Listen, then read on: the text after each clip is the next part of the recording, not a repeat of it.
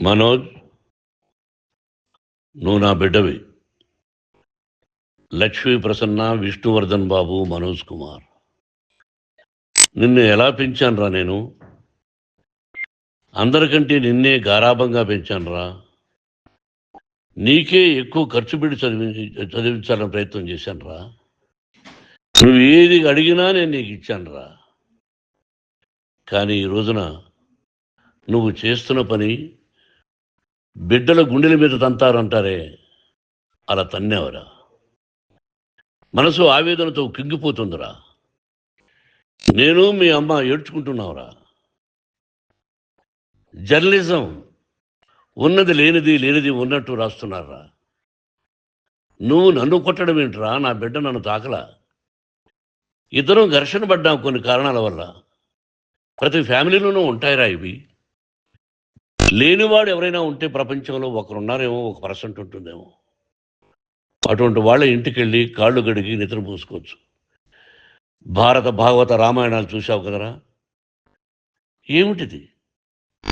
మీ అమ్మ ఎంత కుమిలిపోతుంది ఈ రోజున హాస్పిటల్ చేరింది. నీ వల్ల హాస్పిటల్ చేరుతాను. చూడు మనోజ్, నీకన్నీ ఇచ్చినా ఈ రోజున నువ్వు నా గుండెల మీద తనడమే కాకుండా అపకీర్తి తీసుకొచ్చావు. ఏదేదో రాశావు, ఏదేదో చెప్తున్నావు. కొంతమంది జర్నలిస్టులు ఉన్నది లేనిది, లేనిది ఉన్నట్టు రాసే వాళ్ళ తత్వం వాళ్ళకి ఎందుకంటే టీఆర్పీ పెరగాలి. ఇది వాళ్ళ నైజం. మనం మార్చలేము. వాళ్ళందరి మీద మన కోర్టుకు వెళ్ళలేము. వాక్ స్వాతంత్రం అంటారు, ప్రజాస్వామ్యం అంటారు. ప్రజాస్వామ్యంలో కూడా కొన్ని హద్దులు ఉన్నాయి. ఇది నీకు తెలుసు అనుకున్నా. ఎంత మంచి నటుడివి నువ్వు. నీ భార్య మాటలు విని తాగుడుకు అలవాటు పడిపోయావు. వింటున్నావా మనోజ్? ఎవరిని నమ్మాలో ఎవరిని నమ్మకూడదో పరిస్థితి తీసుకొచ్చావు. విద్యాలయాలు ఎంత గొప్పవిరా. మనం 25% కులమతాలకు అతీతంగా ఫ్రీ ఎడ్యుకేషన్ ఇస్తున్నాంరా.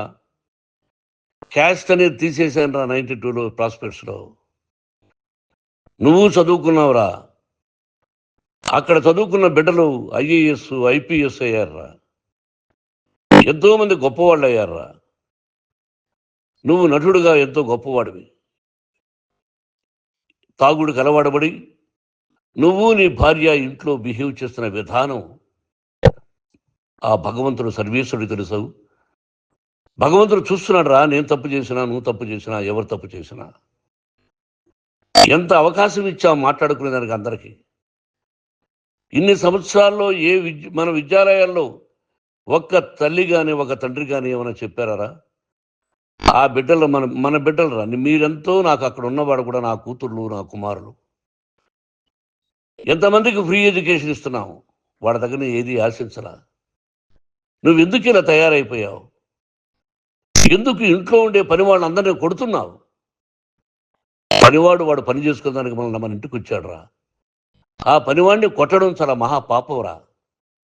నేను వేరురా. నేను దండించడం వేరురా. నేను ఎవరిని ఆ చిన్న వాళ్ళని కొట్టి ఇచ్చేసి చేయలేదురా.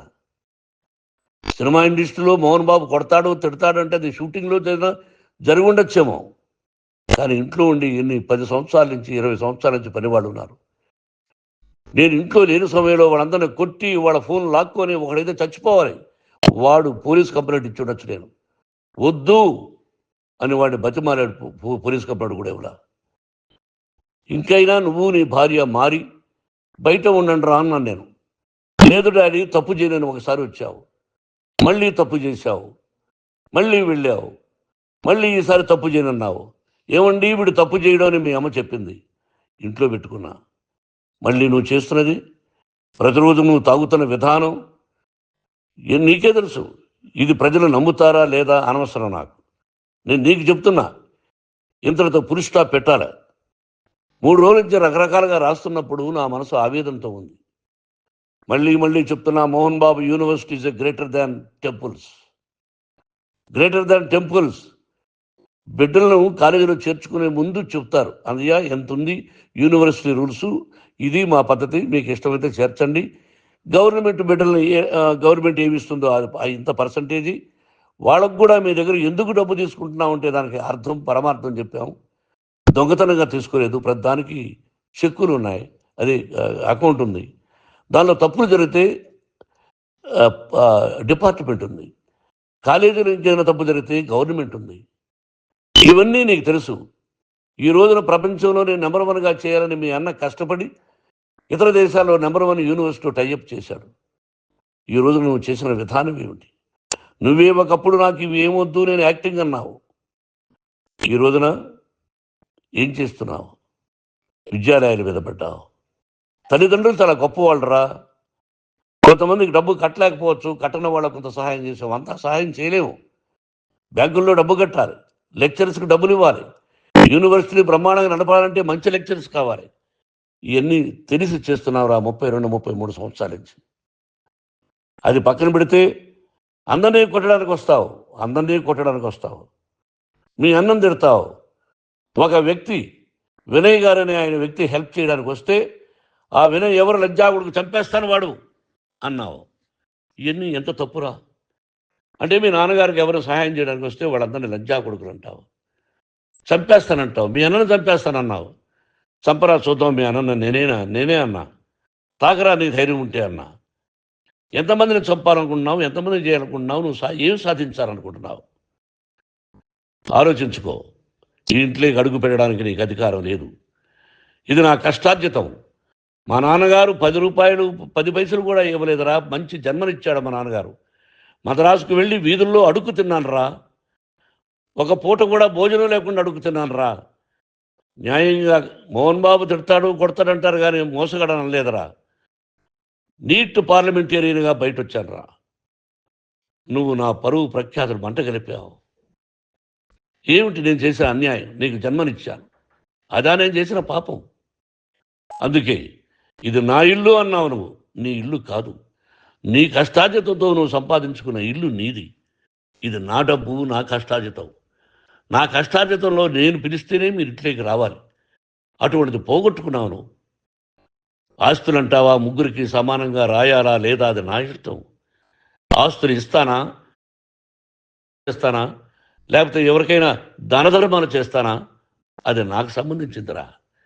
నా కష్టార్జితం రా. మీరు చేస్తున్న విధానం గుణగణాలు కావాలరా. మందు తాగచ్చురా.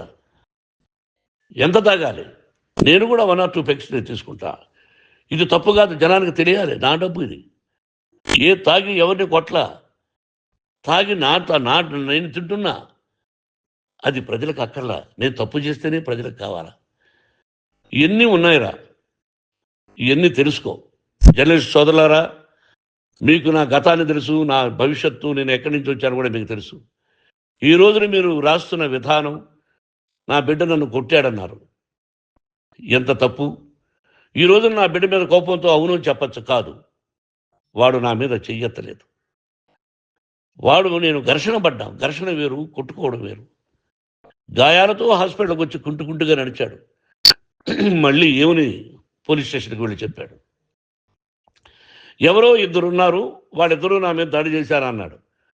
నా ఇంట్లో పనిచేస్తున్న వ్యక్తుల గురించి పోలీస్ స్టేషన్కి వెళ్ళి చెప్పవలసిన అవసరం అతనికి లేదు, హక్కు లేదు.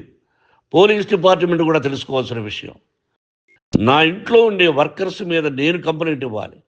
నువ్వు పర్మిషన్ లేకుండా నా ఇంట్లోకి నువ్వు చొరబడి ఇల్లు నాదంటూ ఇంట్లో పనిచేస్తున్న వర్కర్స్ మీద కంప్లైంట్ ఇచ్చావు. అది ఎంతవరకు పోలీసు న్యాయమో రూల్సో చూద్దాం. పోలీస్ డిపార్ట్మెంట్ ఇంటికి వచ్చింది. వాళ్ళకి రాశాను ఉత్తరం. అయ్యా, నేను సీనియర్ సిటిజన్ని, నాకు రక్షణ లేకుండా ఉంది. నా బిడ్డ వల్ల నా ఇంట్లో నుంచి నా బిడ్డను పంపించేసి ఇది నా ఇల్లని. వాళ్ళు నాకు సమాధానం ఇవ్వలేదు. ఇవ్వకపోగా ఎవరిని పట్టించుకోలేదు. ఇప్పుడు పోలీసు వాళ్ళు వచ్చి ఏమండి రూల్స్ ప్రకారం నా బిడ్డ ఇంట్లోకి రాకూడదంటే మాకు హయ్యర్ అథారిటీ వాళ్ళు ఫోన్ చేశారు. మీరు ఎవరిని స్టాప్ చేయొద్దండి, బయట నుంచి ఎవరైనా వస్తే వాళ్ళని స్టాప్ చేయండి అన్నారు. 2 రోజుల నుంచి 10 మంది 20 మంది వస్తున్నారు. వాళ్ళు అలా చూస్తూ నిలబడ్డారు. వాళ్ళు ఫోటోలు తీసుకున్నారు, వాళ్ళ మీద మళ్ళీ వదిలేస్తున్నారు. ఎవరిని నిందించాలి? But I give respect to the police department. వాళ్ళకి ఏ అధికారి ఫోన్ చేశాడో, ఆ అధికారికి ఏ పొలిటీషియన్ చేశాడో అది వాళ్ళకే వదిలేస్తున్నా. కాబట్టి వాళ్ళు పోలీస్ కంప్లైంట్ ఇచ్చినా కూడా మేము సంబంధం లేదని అంటున్నారు కాబట్టి నేను నా బిడ్డను నిన్ను నాపు చేస్తున్నా. నువ్వు ఇంట్లోకి వచ్చే అధికారం నీకు లేదు. నువ్వు వచ్చి నీ బిడ్డను తీసుకెళ్ళు. సంతోషం. నువ్వు రాలేదు, నీ బిడ్డను జాగ్రత్తగానే చూసుకుంటావు. Take care your daughter, that's all. మీ అమ్మ హాస్పిటల్లో అడ్మిట్ అయింది. రేపో ఎల్లుండో మీ అమ్మను పిలిపించి బాగైన తర్వాత ఇదిగో నువ్వు నీ కొడుకు బిడ్డను తీసుకెళ్ళి వాడికి అప్పచెప్పని చెప్తాను పోలీసు వాళ్ళ ఆధ్వర్యంలో. ఇది 100% జర్నలిస్టు సోదరులారా, పులి స్టాప్ పెట్టండి. మీకు కుటుంబాలు ఉన్నాయి, మీ యజమానులకు కుటుంబాలు ఉన్నాయి. మీ కుటుంబాల విషయాలు, మీ యజమానుల కుటుంబాల విషయాలు మేము ఎవరు జోక్యం కలుగ చేసుకోవాలా. మేము నటీనటులం. మాది తప్పుంటే నటుడుగా నన్ను ఫెయిల్యూర్ అని రాయండి, నా నటన బాగలేకపోతే రాయండి. బట్ ఇంటి లోపల సందులో నుంచి చూస్తూ తప్పు చేస్తున్నామని ఉన్నది లేనిది లేనిది ఉన్నట్టు రాయకండి. మీకు నా హృదయపూర్వక నమస్కారాలు. ఇన్ని రోజులు హృదయపూర్వకంగా ఎంకరేజ్మెంట్ చేశారు. ఆ ఎంకరేజ్మెంట్కు నమస్కారం చేసుకుంటూ I love you all. I love you police department. మీరు న్యాయంగా ధర్మంగా నడుచుకోండి, ఎవరికి తొత్తుల్లాగా ఉండొద్దండి అని మనవి చేసుకుంటూ నేను సెలవు తీసుకుంటాను. Thank you very much for all the journalist. ఇక్కడ పులి స్టాప్ పెట్టండి, పులి స్టాప్ పెట్టండి. Thank you very much.